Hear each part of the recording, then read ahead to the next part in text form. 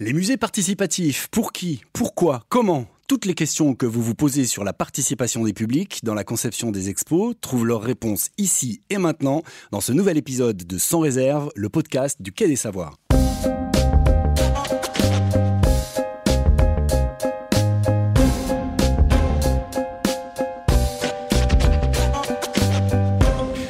Pourquoi vouloir faire participer le public à la conception d'une exposition ou d'un atelier? Comment stimuler cette participation? Quels résultats peut-on en espérer? C'est ce dont nous allons discuter avec nos deux invités. Marlène Stricot, tu es responsable études et conception par l'usage au Quai des Savoirs. D'habitude, c'est toi qui mènes ces entretiens. Mais une fois n'est pas coutume, nous avons décidé de partager ta propre expérience, au-delà de ce podcast, sur la participation des publics. Bonjour Marlène. Bonjour. Et François Millet, tu es directeur de projet Sciences et Société au Dôme, Relais de Sciences à Caen, et l'heureux papa du Turfu, le festival de la recherche participative et de l'innovation ouverte dont tu vas nous parler. Bonjour François. Bonjour. Et bien évidemment à mes côtés, Mariette Escalier et Lauriane Bissinguet. Lauriane nous parlera des Petits Explorateurs Tactiles, un projet du Muséum de Toulouse pour les jeunes publics déficients visuels. Et Mariette nous fera embarquer au vaisseau à Strasbourg dans les coulisses de leur nouvelle exposition permanente pour les enfants sur l'intelligence artificielle. Tout un programme, sans réserve, les coulisses de la médiation culturelle, c'est parti. Alors pourquoi vouloir faire participer les publics dans les musées et les centres de sciences? Est-ce que cela correspond à des attentes que ces publics expriment? Et si oui, lesquelles? Pour démarrer notre discussion, je vous propose un premier tour de table pour nous raconter très concrètement ce que vous deux, François et Marlène, vous faites dans vos établissements en matière de participation des publics. Marlène, tu pilotes des activités de conception par l'usage. En quoi ça consiste précisément ? Alors, la conception par l'usage, je dirais que c'est de la conception avec les usagers, donc avec nos publics. Donc moi, je travaille avec toutes les équipes projets du Quai des Savoirs, les équipes qui travaillent sur les contenus, médiation, exposition, programmation. Et puis, j'interviens à différents niveaux, sur différentes étapes de conception. Donc, en amont des projets, par exemple, j'interviens pour interroger les publics, pour savoir où placer le curseur en termes de contenu après dans les expositions. On en parlera certainement après. J'interviens aussi en phase de conception, en faisant des prototypes. Et donc, on teste ces prototypes en phase publique également. Et puis, en phase d'exploitation, où on fait du bilan, du réajustement, etc.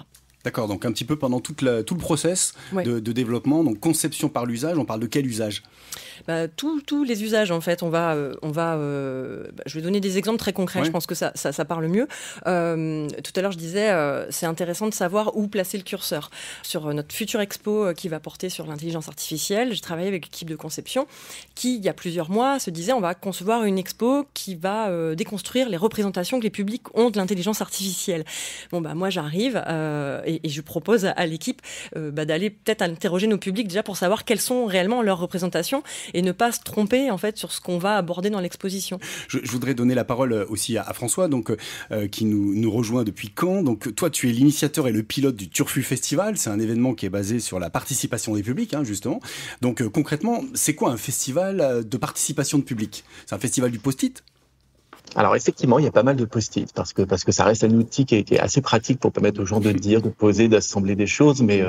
Mais comme ça n'est pas que ça et que c'est souvent ce que l'on imagine quand on imagine des ateliers participatifs, c'est justement pour ça qu'on a fait le Turfu Festival, pour montrer toute cette diversité des activités que l'on peut faire. Je vais rebondir sur ce qui était présenté juste avant, puisqu'on parlait d'intelligence artificielle. Typiquement, on a eu nous des programmes de recherche qui nous ont été soumis. On voulait faire émerger, on voulait lancer des concours d'innovation sur le territoire normand, sur l'intelligence artificielle. Et nous, plutôt que de lancer des concours d'innovation, on s'est dit, non. Et si on imaginait avec la population des usages désirables pour le futur de l'intelligence artificielle, et si on faisait collaborer un peu partout sur le territoire et aussi au Dôme pendant le Turfu Festival, des publics, des personnes participantes pour qu'elles rencontrent des développeurs, des informaticiens, des artistes, et qu'ensemble, ils imaginent finalement les usages de l'intelligence artificielle pour demain. Donc, c'est comme ça, en fait, qu'on l'imagine et qu'on le travaille. C'est amener des véritables programmes de recherche participative et puis d'en montrer toute la diversité, parce que c'est ce qu'on fait nous tout au long de l'année, donc pour rendre ça compréhensible, pour rendre ça aussi visible, parce qu'effectivement parfois il y a beaucoup d'ateliers post-it mais pas que, et on concentre tout sur un festival qui est le festival du Turfu futur mais à l'envers. D'accord. Et alors, comment ça se passe un atelier pour inventer de manière participative le futur de l'intelligence artificielle, un futur désirable en plus? Donc, comment vous faites? Ça dure quoi? Ça dure une journée? Comment tu peux nous décrire cette activité, par exemple, pour qu'on comprenne bien? Alors en vrai, ça dure pas une journée, ça dure ni même un atelier. C'est-à-dire que tous les ateliers que nous on fait pendant le cursus festival, c'est soit un temps de lancement, ça soit un point d'étape d'un projet, soit c'est un point final de projet. Mais en réalité, quand on mène un programme de recherche participative, on a une vingtaine de séances et d'ateliers, soit avec les mêmes personnes, soit avec des personnes différentes. Donc c'est un projet qui va rencontrer plusieurs personnes. En général, on commence par, en fait, on continue de faire ce qu'on sait faire dans nos centres, dans nos espaces culturels. C'est-à-dire qu'à chaque fois, on fait, on le disait, soit des expositions, soit des conférences, soit des ateliers, soit des rencontres, mais plutôt que ce soit dans un format très finalement descendant où les publics et les personnes participantes écoutent, on inverse un peu cette tendance. Donc une conférence, ce sera une conférence inversée, c'est-à-dire qu'on va mettre un panel de 3 ou 4 personnes qui nous semblent intéressantes d'avoir quand on échange sur tel ou tel sujet. Et là, c'est les publics qui vont les interroger, et on va comme ça créer des cartographies, des controverses, des enjeux, des idées reçues, et à partir de ça, on peut ensuite faire des ateliers où on va problématiser, puis faire des hypothèses, et puis faire émerger comme ça un certain nombre de sujets, de scénarios d'usage, puis de prototypes, et ça prend, soit on arrive à tout faire en une journée, et ça se serait si on arrivait à innover en une journée, quoi. Soit on fait ça en 1 an, ou un peu plus, voire parfois 2 ou 3 ans. On a des programmes qui ont duré 3 ans. D'accord. Oui, c'est pas uniquement, je dirais, un festival de hackathon, c'est-à-dire, tu sais, pendant un week-end, on mobilise des gens pour produire un prototype. Non, là, on n'est pas en mode sprint, comme on dit, c'est pas, vous prenez le temps. Et le turfus, c'est un moment de visibilité. Effectivement, on prend le temps, et puis c'est un moment où on peut aussi mobiliser plusieurs publics, donc ils peuvent faire 1, 2 ou 3 ateliers dans la journée. C'est intéressant aussi parce que voilà, ça permet de rendre plus visible, et puis on peut montrer toute la diversité et la richesse aussi de ce qui peut être fait sous cette démarche-là. Et puis on prend le temps. En général, on est sur des ateliers de 2 à 3 heures. En journée ou en soirée ou le week-end. En général, le week-end, on les fait un peu plus courts parce qu'on sait, voilà, c'est pas la même temporalité. Et puis effectivement, il y a des ateliers qui ont lieu avant, il y en aura d'autres après, il y aura des sessions avant et après. Et c'est qu'un point d'étape, c'est un moment finalement dans la vie du projet, dans le déroulé du projet. Et c'est ça aussi qu'on essaye de faire comprendre au public. C'est-à-dire que en venant participer à la recherche, on fait comprendre ce que c'est la recherche. Et plutôt que d'avoir un regard finalement en disant, c'est ça qu'il faut raconter aux personnes, c'est en les amenant à faire, en les amenant à s'interroger, en les amenant à ce qu'ils souhaitent aussi pour l'avenir, que dans un jeu de questions-réponses ou un jeu d'évolution, on fait comme ça apparaître des sujets qu'on vulgarise par voix, qu'on informe, qu'on va chercher des choses. Et d'où ça vous est venu, cette idée de faire un festival de ce type d'activité, d'atelier ? C'est venu du fait qu'on comprenait pas vraiment ce qu'on faisait, parce que c'était il y a 7-8 ans. Non, mais on va pas se mentir, on est dans une aventure aussi, nous ici au Dôme, le bâtiment ouvert en 2015. Oui. On est dans une aventure qui avait commencé quelques années auparavant avec d'autres collègues centres de sciences, ce programme qui s'appelait Immediates, et où on s'était emparé justement de démarches participatives qu'on avait essayé de creuser autour des Fab Labs, et notamment des démarches de Living Lab. Et c'est vrai, nous, moi j'ai eu à piloter ce groupe Living Lab avec des collègues qui étaient d'ailleurs tous d'origine de la médiation par rapport aux autres sujets qui étaient là-dedans, et on était un peu jaloux parce que dès qu'on parlait des Fab Labs, les gens faisaient ah ouais, je vois bien les machines, les trucs et tout, et quand on disait du Living Lab, les gens faisaient ah ouais, des post-it, mais je sais pas à quoi ça sert. Et en fait, il est venu de ça, de cette envie, c'était d'incarner finalement, de même que parfois il est nécessaire d'incarner des projets, de les rendre visibles. Voilà, encore une fois, c'était de rendre compréhensible, et aussi par la diversité des projets qu'on peut mettre à un instant T sur le festival, se rendre compte que ah ouais, donc la question du revenu minimum, on peut le faire. Ah oui, la question de la qualité des sols en observant les vers de terre, on peut le faire. Ah oui, et donc on a abordé énormément de sujets comme ça, soit qui nous sont apportés finalement par des équipes de recherche ou par des entreprises ou des indépendants, des associations, des collectivités qui, à un moment ou à un autre, ont besoin dans la phase d'émergence ou de développement de leur projet de dialoguer avec les personnes participantes. Ouais. Les Living Labs, donc des laboratoires vivants, on mettra les références sur le site web du Quai des Savoirs pour justement, puisqu'il existe un réseau international de ces Living Labs qui travaillent non seulement sur l'innovation, mais la culture et tous les domaines de nos vies quotidiennes. Alors, je propose de revenir au Quai des Savoirs avec toi, Marlène. Raconte-nous en fait comment cette pratique a émergé, puisque tu as démarré ici par les études de public. Alors nous, ça a commencé parce qu'à l'ouverture en 2016, on a ouvert un espace qui s'appelle le Quai des Petits, qui est un espace dédié aux 2-7 ans. Et c'était quelque chose de très nouveau pour toute l'équipe. Donc on s'est un peu embarqué dans cette aventure-là, bien évidemment, avec des compétences. Il y avait des collègues qui maîtrisaient la médiation petite enfance, etc. Mais on savait pas vraiment qui étaient les publics qui allaient venir dans cet espace-là. On savait pas vraiment quelles étaient leurs attentes. Et donc, en fait, les toutes premières études étaient vraiment des études des publics afin de savoir qui étaient les gens qui venaient, les profils, là. Les profils, pourquoi ils viennent, quelles sont leurs attentes. Parce qu'en fait, c'est quand même un public particulier. C'est des enfants qui viennent, mais c'est les parents qui les amènent quand même, parce qu'ils sont 2-7 ans et ils sont encore un petit peu trop avec leurs petits. petites jambes. Tout à fait.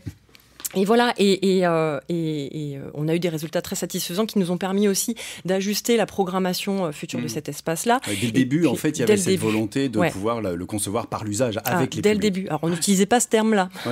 Et puis, parce que j'avais pas le même temps non plus dédié à ce genre de projet, je faisais autre chose par ailleurs. Donc, voilà, on faisait ponctuellement des études des publics, mais très rapidement, on s'est dit, on a regardé qui était le public du Quai des Petits, on vient d'ouvrir le quai, ce serait intéressant de savoir d'où ils viennent, qui sont les gens qui viennent, pourquoi ils viennent, quelles sont leurs attentes. Et puis on avait plein de questions aussi sur notre programmation, sur nos canaux de diffusion, sur la communication. Donc on est vraiment allé sur des études d'abord très études des publics, c'est-à-dire avoir des infos sur qui sont nos publics. Des choses qui se font dans beaucoup de musées, beaucoup de centres de sciences aujourd'hui. Il faut dire que le Quai des Savoirs, c'est un peu comme le Dôme. Le Dôme, il est né en 2015, le Quai, il est né en 2016. Donc voilà, c'est des établissements récents et du coup qui ne connaissaient pas leur public et qui ont dû faire leur place aussi sur leur territoire. Donc ça a commencé comme ça, vraiment des études des publics, et puis on s'est rendu compte aussi en faisant ça que d'avoir des informations sur qui ils étaient, pourquoi ils venaient, quelles étaient leurs attentes, c'est une vraie mine d'or pour ajuster nos offres, pour ajuster nos contenus. Et puis progressivement, avec toute l'équipe en place, on a eu aussi envie de se poser des questions de si on n'était pas à côté de la plaque, tout simplement, dans ce qu'on proposait. Bonne question. C'est un peu ça le sujet. Et puis voilà, il y a une volonté aussi de s'impliquer de plus en plus dans ces études-là. Alors, on a un budget, on a des prestataires qui travaillent avec nous sur les études des publics, mais on s'est aussi rendu compte que travailler avec un prestataire, c'est très important. Ça permet d'avoir des données quantitatives. D'ailleurs, on a beaucoup de données quand on est avec les prestataires. On a une analyse neutre, fine, voilà. Mais par contre, on n'est pas non plus sur des temporalités qui collent aux temporalités des collègues qui sont sur le terrain, où souvent, quand on conçoit un dispositif, il faut quand même assez rapidement avoir des infos pour réajuster. Et donc, en fait, j'ai pris mon crayon, mon cahier, et je suis descendue comme ça. Et en fait, mon poste, il s'est un peu créé aussi au fur et à mesure des projets. Et aujourd'hui, je suis incapable de vous dire combien de temps sur ma mission je travaille sur les études du public, mais je pense que ça prend quand même plus de la moitié de mon temps de travail, puisque aujourd'hui, je travaille pas que sur les médiations, ni que sur le Quai des Petits, et que dès que les collègues vont concevoir un nouveau dispositif ou se posent des questions sur un projet, à l'expo, etc., en fait, on vient me voir dans l'équipe pour travailler soit sur du prototypage, soit sur de la question, des questionnaires sur les représentations ou les connaissances des publics sur un sujet donné. Et alors comment tu trouves les publics justement pour répondre à ces questionnaires ? Qui sont les publics de la participation ? Est-ce que c'est facile de trouver des gens qui répondent à ces questions en amont ? Est-ce qu'il y a beaucoup de gens qui ont envie de tester, qui ont envie de concevoir collectivement ? C'est assez facile en fait à mettre en place. Alors dire qui sont les publics, en fait ça dépend de à quelle étape. Je disais tout à l'heure, la conception par l'usage, j'interviens à différentes étapes, et selon les étapes, en fait je vais pas du tout faire la même chose.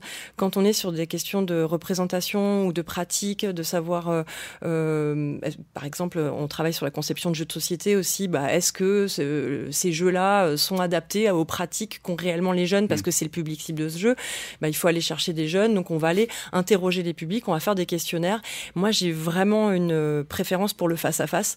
Je suis pas une grande fan des questionnaires auto-administrés. J'aime beaucoup discuter avec les gens. Pourquoi ? Et en fait, parce que c'est l'auto-administré, alors déjà, gros problème. En 2 secondes. En 2 secondes, en fait, les taux de réponse sont très mauvais. Je suis pas satisfaite, alors que quand je vais discuter avec les gens, déjà, ils me voient, ou ils voient les collègues qui travaillent avec moi. Ça marche mieux. Et puis finalement, quand on fait du face-à-face, on va au-delà du questionnaire, on va au-delà de la grille qu'on a fait. On a toujours des informations qu'on n'avait pas anticipées, et ça nous nourrit. C'est qualitatif. Ouais, c'est beaucoup plus qualitatif. Voilà. Et donc, pour répondre à la question de comment je trouvais les publics, pour les prototypes, c'est assez simple. Alors, prototype, c'est un grand mot. On peut imaginer des trucs dingues, mais en fait, un prototype, ça peut être une feuille de papier avec des dessins. Et puis, en fait, c'est très, très simple. Des post-it, oui. Moi aussi, j'aime les post-it.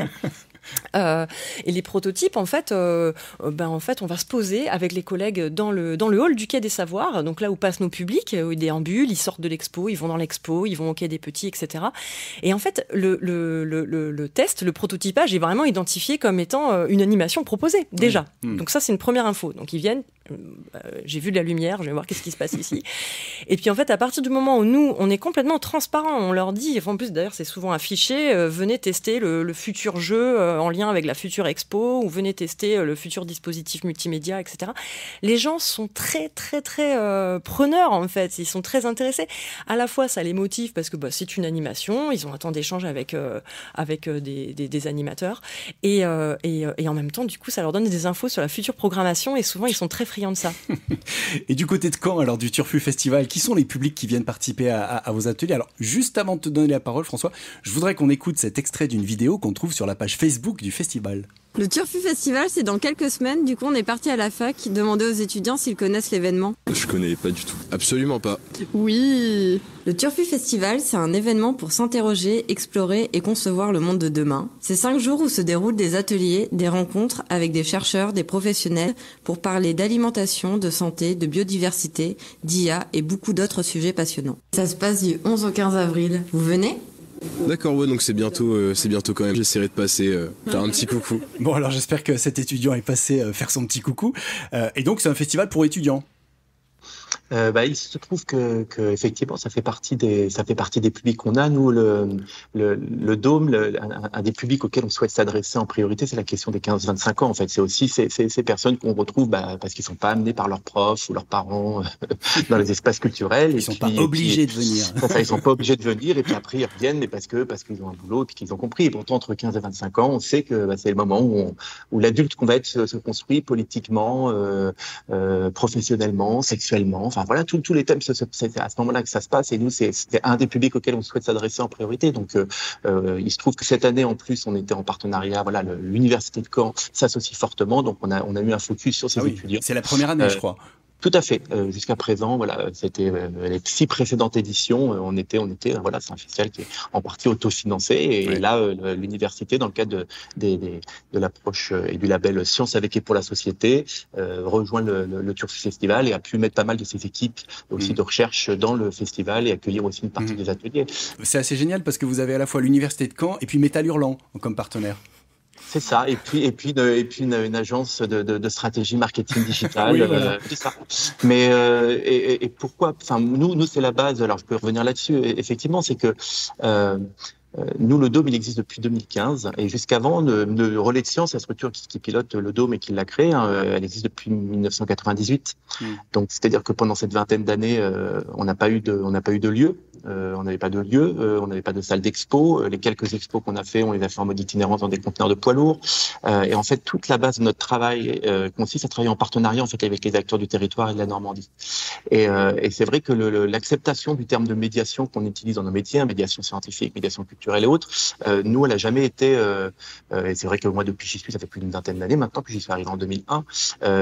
On a toujours revendiqué une acceptation de ce terme-là qui se rapprochait plus de la question de l'intermédiation maintenant. Voilà, c'est-à-dire pour nous, la médiation scientifique, c'est créer des temps, des lieux et des situations où différents acteurs, différentes personnes vont faire des choses ensemble et vont trouver l'opportunité de faire des choses ensemble, et en l'occurrence autour des sciences et techniques. Donc aujourd'hui, nous, quand on met en place des projets de recherche participative, on travaille avec des associations, on travaille avec des artistes, on travaille avec des chercheurs, on met ensemble toutes les parties prenantes autour de la table, et rien que ça fait médiation en fait, entre des personnes qui n'auraient pas eu d'autres occasions de travailler ensemble. Donc rien que ça, c'est faire médiation. Donc c'est aussi comme ça qu'on va trouver nos publics. C'est-à-dire que nous, les publics, on a du public en week-end et en soirée qui viennent, et on joue sur beaucoup de leviers de la participation, parce qu'il se trouve que nous, on n'a pas un endroit où les gens ils viennent déambuler, on peut les choper là. Nous, on est plutôt vraiment dans une zone de friche presque industrielle, enfin sur un territoire qui est en évolution et tout, avec des populations et donc parfois à la marge. Et donc les gens ils viennent au Dôme et au Turfu pour participer. Donc on a un énorme travail nous, sur les leviers de la participation. Qu'est-ce qui fait qu'on vient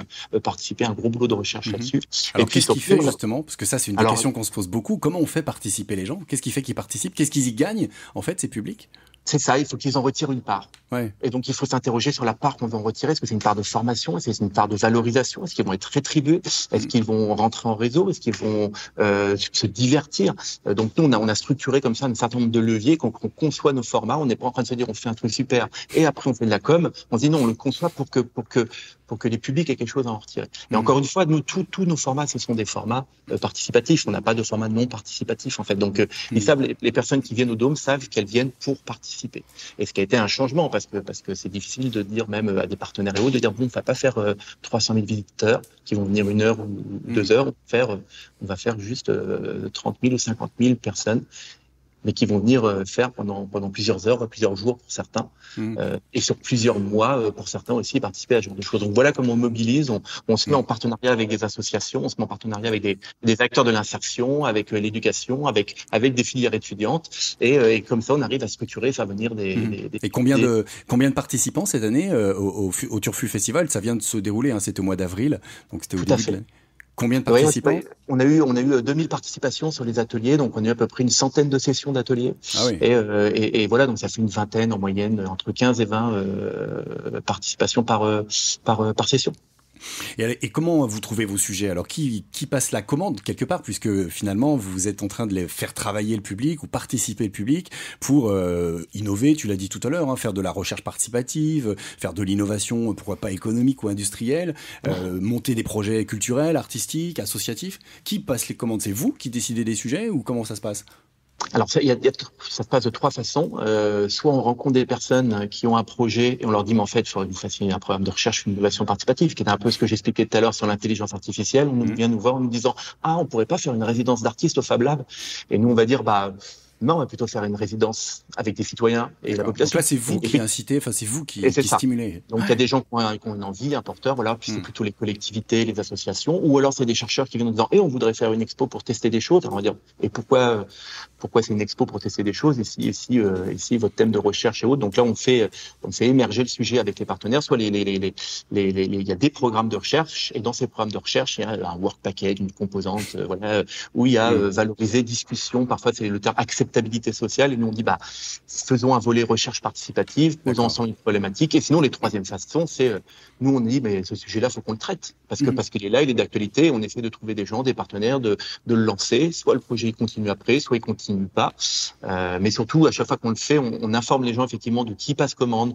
ce qui a été fait, et toutes les données, tout ce qui est fait est relivré en open source à l'ensemble des participants. C'est-à-dire qu'il n'y a aucune privatisation qui est faite de tout ce qui est fait et produit avec les publics.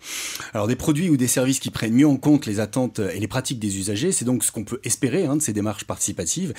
Je vous propose d'écouter un tout autre exemple qui nous vient du Muséum de Toulouse que tu as voulu nous partager, Lauriane. C'est le Zoom sur Écosciences. Et oui Laurent, j'ai repéré un projet vraiment top porté par les équipes du Muséum de Toulouse. Il s'agit des Petits Explorateurs Tactiles, un livre tactile destiné aux enfants présentant des déficiences visuelles, mais aussi plus généralement au jeune public. L'idée de ce livre, c'est d'avoir une sorte de muséum portatif avec des objets interactifs à toucher, à écouter et à manipuler. Et aujourd'hui, je voulais surtout vous parler de la partie conception de cet ouvrage. Pour le créer, les équipes du muséum ont opté pour la méthode du design participatif. Elles ont collaboré entre autres avec des chercheurs en psychologie, une maison d'édition spécialisée dans la production de livres tactiles et avec 18 enfants déficients visuels de l'Institut des jeunes aveugles de Toulouse. D'ailleurs, les enfants qui seront les futurs usagers tiennent un rôle essentiel dans la conception de l'outil. Le design participatif, c'est vraiment une démarche pour et par l'usager. Alors raconte-nous comment l'équipe du muséum a mené ce projet. Alors concrètement, j'ai pu repérer 3 grandes phases de conception, le design thinking, les ateliers participatifs et l'évaluation finale. La première phase de design thinking, c'est une co-construction entre les équipes du muséum et tous les professionnels qui travaillent autour de la déficience visuelle. Il y a un premier échange pour mettre en commun les compétences de chacun, établir des complémentarités et définir les objectifs du projet. La deuxième phase, qui est certainement la plus longue mais aussi la plus riche, c'est celle des ateliers participatifs avec les enfants. Chaque atelier commence par une découverte tactile des objets en autonomie et en même temps on pose des questions aux enfants. Qu'est-ce que c'est? D'où ça peut venir? Est-ce que c'est plutôt ancien, plutôt récent? Est-ce que ça vous rappelle quelque chose? Et pendant cette étape, les chercheuses observent et notent les réactions spontanées des enfants, leurs interactions, leurs comportements et leur appréhension tactile. Ce sont des données exploratoires et verbales essentielles qui permettront aux concepteurs d'adapter au mieux l'outil. Et après ça, les enfants choisissent des matières et des formes pour réaliser des prototypes d'images tactiles qui vont représenter au mieux les objets qu'ils viennent de toucher. L'atelier se termine sur la restitution des illustrations où les enfants présentent leurs prototypes tactiles en argumentant leur choix. C'est un dernier temps où les enfants prennent le rôle un petit peu de médiateur. Et ça permet d'échanger en groupe sur les prototypes. Et donc la troisième phase, Lauriane, c'est l'évaluation du prototype final. C'est ça. À la fin, plusieurs groupes d'enfants non-voyants et malvoyants qui ne connaissaient pas le projet sont venus découvrir et tester le livre. Et bien sûr, les enfants qui ont participé au projet sont aussi venus tester le résultat. Globalement, les retours de tous les types de publics ont été extrêmement positifs. Et du côté des médiateurs et des chercheuses, les attentes, elles ont été plutôt bousculées. Et oui, parce que comme le design participatif, c'est une méthode créative, il n'y a pas de protocole cadré. Ici, on ne sait pas vraiment à quoi s'attendre, où on va arriver et comment on va y arriver. Il faut vraiment faire confiance au processus. Et c'est surtout une expérience qui a participé à effacer certains biais que les chercheurs médiateurs pouvaient avoir et qui leur a permis de repenser leurs pratiques. Merci Lauriane. Et si ça vous intéresse, il y a aussi un guide qui a été réalisé par l'équipe du Muséum dans le cadre de ce projet. Ça peut être une aide pour concevoir des livres tactiles ou même d'autres projets avec cette méthode de design participatif. Pour en savoir plus, rendez-vous sur ecosciencesud.fr. Vous écoutez toujours Sans réserve, le podcast sur les coulisses de la médiation culturelle, et on s'intéresse dans cet épisode au musée participatif et plus particulièrement à la conception par l'usage. Marlène, au Quai des Savoirs, tu as donc développé cette pratique. Alors, est-ce que d'après toi, tout le monde peut s'y mettre ? Est-ce que c'est difficile de faire du design participatif ou de la conception par l'usage dans un musée ou un centre de sciences ? Je vais répondre oui et non. On peut, alors, une réponse de Normand, on en a. Je vais quand même argumenter.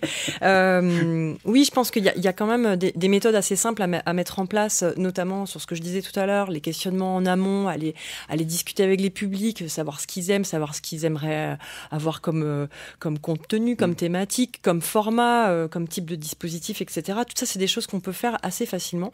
Aller questionner les publics tout simplement sur leurs attentes aussi, c'est assez simple à mettre en œuvre. La phase de prototype aussi, je pense que beaucoup de monde le fait dans le monde de la médiation culturelle, médiation scientifique. Le prototypage, c'est pas hyper original. Par contre, je pense quand même que dans le travail qu'on fait ici, notamment ça prend beaucoup de temps. Donc c'est sur ça que je fais un warning. C'est oui, on peut, mais il faut du temps, il faut de l'anticipation et il faut l'intégrer au projet. Et pour l'intégrer au projet, il faut quelqu'un pour travailler là-dessus. Oui, des ressources. Bon, voilà, il faut des ressources. Et surtout, en fait, quand on fait du prototype, c'est vrai que je ne l'ai pas dit tout à l'heure, on n'est pas juste sur on teste et puis voilà, on a testé, on a vu ce que ça donnait et puis on va en faire quelque chose. Non, il y a des outils, on applique une méthodologie qui est assez proche quand même des méthodes scientifiques d'études des publics où quand on teste, on est aussi sur le terrain pour interroger les publics, pour les observer. Ça, c'est toute une méthode qu'on développe et ça prend du temps. Ça prend du temps. Et juste en quelques mots, un exemple de réussite auquel tu es parvenu avec cette méthode, et puis un exemple d'échec. Qu'est-ce que tu peux nous partager ? Qu'est-ce qui a bien marché ? Qu'est-ce qui a moins bien marché ? Même question pour toi, François, après. Alors attention, prépare-toi.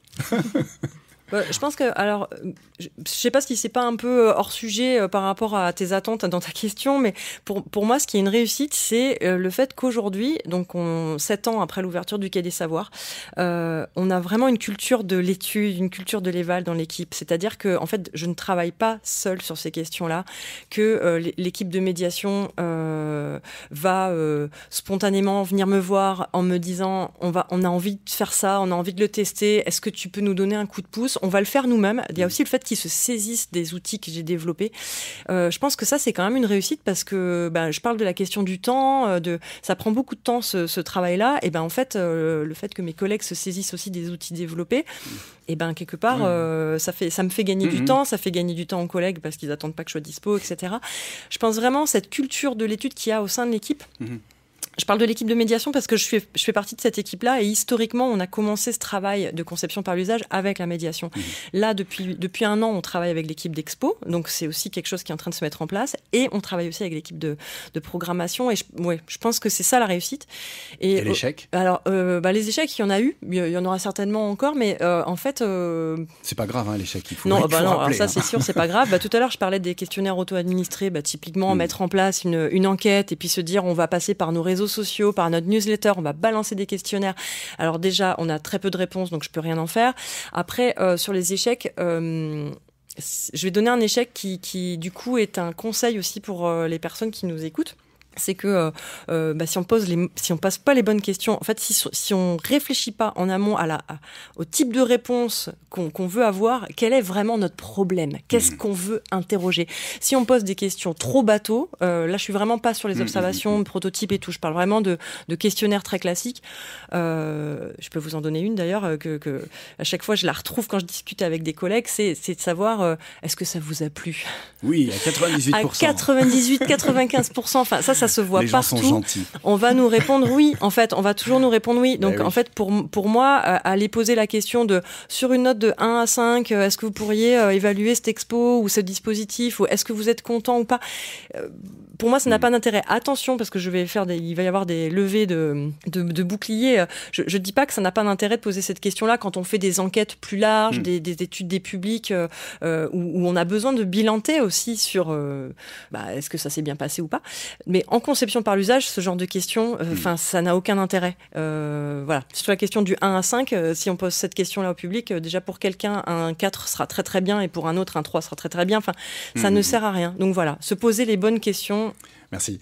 Et toi, François, quelle belle histoire tu peux nous partager du Turfu Festival ? Alors du Turfu, encore une fois, qui est le sommet de l'iceberg de ce qu'on fait ici, quoi. Oui, c'est ça. Enfin, c'est cette expression-là. C'est non, mais j'ai plutôt, en fait, moi, j'ai plutôt dire, en fait, on ne fait que rater, parce qu'en fait, on est là pour ça. Non, mais c'est vrai. En fait, le but même de la démarche participative et démarche féminine, justement, de faire en sorte que ça rate, pour qu'au moment où on va le faire pour de vrai et que ça va arriver, ça ne rate pas. Donc, en fait, un des aspects de notre travail, c'est de faire en sorte au contraire, de faire en sorte qu'à chaque étape, il y ait plein de choses qui ratent. Ça, c'est une fausse réponse là-dessus, donc je vais en faire une vraie, mais elle est importante quand même. Donc, c'est-à-dire qu'on rate tout le temps. On apprend de ses erreurs, on apprend de ses échecs. Ouais, puis surtout, on avance dans le flou. Ça, c'est une chose qui est la plus dure aujourd'hui. Je pense que c'est ça le plus dur pour les collègues, parce que je rebondis aussi sur ce que tu disais, par rapport aux collègues et en quoi c'est difficile ou pas. C'est-à-dire ça impose d'avancer dans le flou, et il y a des personnes, dans le boulot, ils veulent avoir un truc très très cadré et savoir où ils sont dans 6 mois avec des rétro-planning, des gants, des machins, des trucs avec un livrable.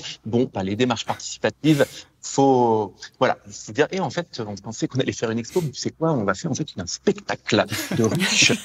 Et ça, il y a des gens, c'est plus difficile. Bon, encore une fois, c'est pas le sujet, mais donc ça, voilà. Donc, mais après, c'est vraiment sur les échecs. Nous, ce qu'on remarque souvent, c'est, et on est très vigilant maintenant, c'est quand on a une commande, parce que ça arrive aussi. Voilà, on est finalement, c'est notre offre de service, c'est d'accompagner des démarches participatives, nous maintenant au Dôme, et qu'à la fin, on n'a pas assez, un peu cadenassé les livrables, et qu'on ne sait pas vraiment si les gens ils vont vraiment retenir ce qui a été dit et fait avec les participants. C'est qu'on nous dit oui, puis en fait à la fin mais en fait non, parce qu'en fait ça a changé, puis la direction a dit que, et puis mais on l'a là, voilà. Donc ça c'est toujours des déceptions, mais ça c'est un des éternels problèmes de la participation citoyenne, où on se demande ce que font ceux qui commandent la participation des contributions des citoyens. Alors comme ils font confiance à nous, c'est sur nous que ça retombe, quoi. Exactement. Voilà. Merci. On va J'allais te dire moi le point positif, parce que je t'ai dit que des trucs négatifs. Une histoire de réussite, rapidement. Allez, une histoire de réussite. En plus, c'est une anecdote qui était assez chouette, c'est que moi, je m'appelle François et on est sur un programme de drone qui fonctionne à l'hydrogène pour nettoyer le port et tout ça. Un jour, il y a quelqu'un qui a appelé ici, qui a fait « Allô, oui, c'est François du Dôme ». Et je fais non, c'est moi, François du Dôme. Et qui a appelé en plus une collègue qui pilotait le projet, et c'était chouette, c'est-à-dire qu'il y avait donc un participant qui était ici, et il était devenu François du Dôme, parce qu'en fait maintenant c'est sa maison, c'est son lieu, il fait son projet, et il appelait, voilà. Et alors que non, il n'est pas du tout. Et je pense que symboliquement, c'est intéressant de se dire qu'il y a des gens qui viennent d'ici. L'intégration a été réussie. Voilà, et qui s'emparent d'un projet, qui le portent, et qui pensent que ce lieu est vraiment un lieu où ils peuvent venir faire et avoir un impact sur le réel. C'est-à-dire que les choses qu'ils font là, on va les retrouver pour de vrai après, plus tard. Alors pas forcément dans des expos, des musées, comme c'est le cas. Même si l'exemple qui a été donné à Toulouse, c'est exactement ce que nous on fait, mais sur des vrais projets qu'on va pouvoir trouver en ville ou chez des gens. Voilà. Ça, c'est quand même l'anecdote. Bon. Alors, à propos de belles histoires de réussite, Mariette, tu vas nous raconter celle qui s'est déroulée au Vaisseau, à Strasbourg, qui a inauguré cette année La Fabrique, une exposition permanente dédiée à l'IA à destination des enfants.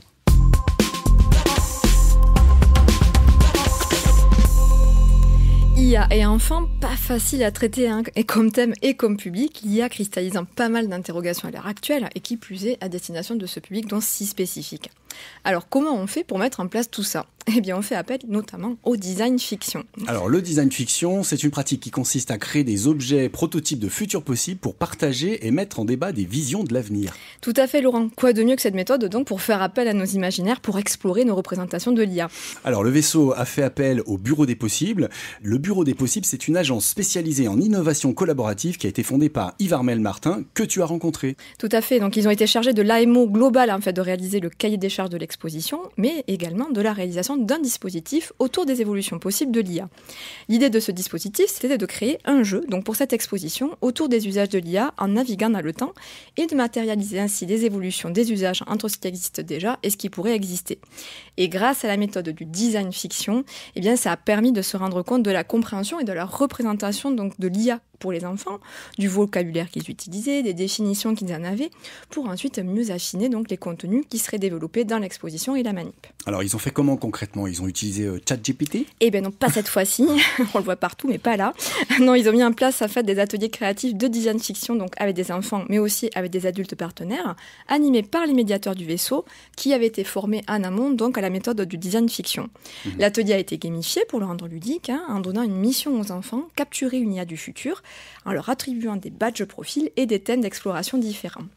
En préambule, une médiation sur l'IA quand même, qui ouvrait l'atelier pour jauger justement le niveau de connaissance des testeurs en herbe, en s'appuyant sur des exemples concrets du quotidien où ils côtoient déjà l'IA au final, Siri, les filtres TikTok, etc. Puis place à l'imagination, donc en répondant à des fiches, donc sur des fiches à ces deux questions sur l'IA qu'ils avaient choisies. À quoi sert-elle et que fait-elle? Et quelles sont les datas qui la nourrissent et qu'ils pouvaient compléter par des notes, des dessins, des schémas, etc. Oui, l'intérêt du design fiction, c'est de mettre en récit toutes ces questions. Et oui, voilà. Et grâce à ces captations d'idées, eh bien, on se rend compte des représentations qu'ils en ont déjà, les enfants. Donc, on peut compléter et enrichir à partir de là les contenus à traiter dans l'espace donc, ou les manips. À l'issue de l'atelier, il y a un prototype qui a été réalisé en mode frugal avec du carton, un panier à salade, ça j'adore l'idée. Et des post-it. Alors, pas des post-it, mais bon, ça aurait pu. La technique du magicien d'Oz, surtout, je ne sais pas si vous savez ce que c'est, moi je l'ai découvert là, c'est le contrôle à distance en fait, par l'ordinateur. Voilà, tout à fait, pour des tests. Puis, une fois les tests d'observation passés, pour l'ergonomie, la narration, eh bien, la manip, elle a pris sa forme définitive, un écran avec une manette pour reculer ou avancer dans le temps et positionner ces grandes premières de l'IA. Alors, qu'est-ce qu'ils ont imaginé, ces enfants, comme grandes premières de l'IA dans le futur ? Des usages qui ont certes fait appel à l'imaginaire, mais également qui se sont révélés plutôt concrets, assez concrets au final, avec par exemple Agathe, la première IA à recevoir le prix Goncourt en 2032, c'est bientôt, ou encore la porte-scanner qui accueillerait les patients dès l'entrée d'un hôpital et permettrait un pré-diagnostic. On n'est pas très loin d'usages réalistes déjà appliqués ou pressentis dans le domaine de la santé notamment.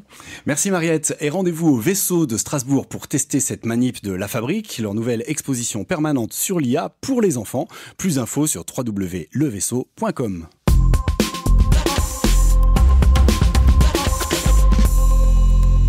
Et oui, sans réserve, c'est fini pour aujourd'hui. J'espère que ces quelques retours d'expérience autour de la conception par l'usage et de la participation dans les musées vous inspireront vous aussi à passer à l'action.